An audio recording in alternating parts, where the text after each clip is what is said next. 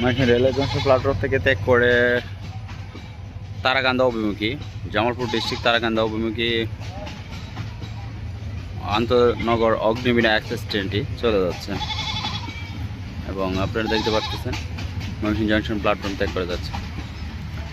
খুবই সুন্দর এবং অনেক দৈর্ঘ্য ট্রেনটির, বেশ কয়েকটা কামরা সংযুক্ত এই ট্রেনে।